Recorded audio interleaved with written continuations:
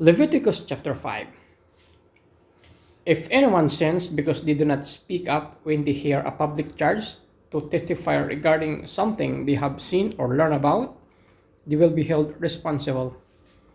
If anyone becomes aware that they are guilty, if they unwittingly touch anything ceremonially unclean, whether the carcasses of an unclean animal, wild or domestic, or of any unclean creature that moves along the ground, and they are unaware that they have become unclean, but then they come to realize their guilt, or if they touched a human uncleanness, anything that would make them unclean, even though they are unaware of it, but if they learn of it and realize their guilt, or if anyone thoughtlessly taken an oath to do anything, whether good or evil, if any matter one might carelessly swear about, even though they are unaware of it, but then they learn of it and realize their guilt. When anyone becomes aware that they are guilty in any of these matters, they must confess it. What way, in what way they have sinned, as a penalty for the sin they have committed. They must bring to the Lord a female lamb or goat from the flock as a sin offering, and the priest shall make atonement for them for their sin.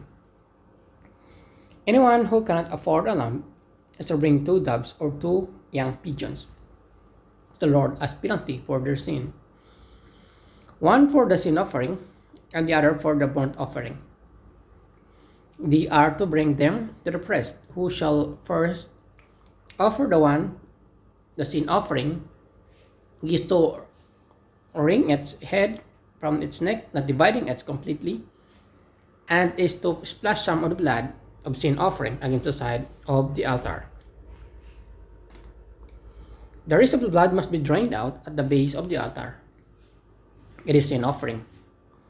The priest shall then offer the other as the burnt offering in the prescribed way and make atonement for them for the sin they have committed, and they will be forgiven.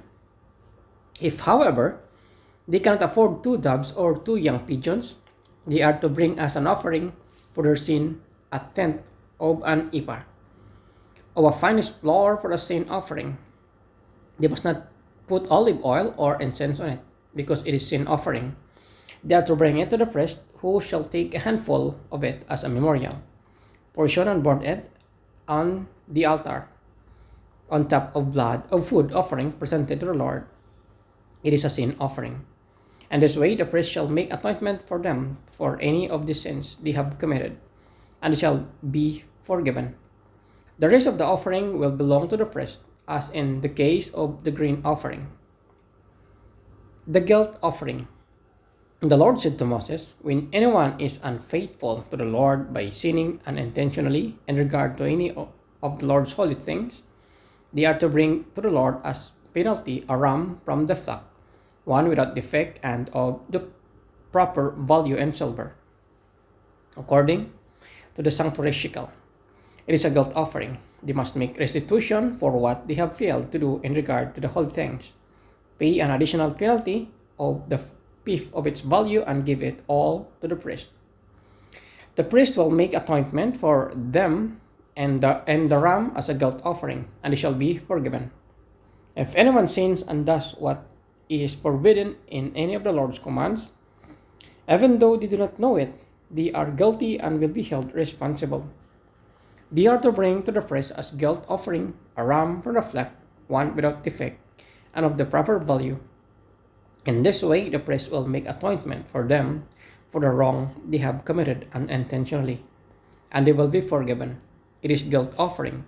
They have been guilty of wrongdoing against the Lord.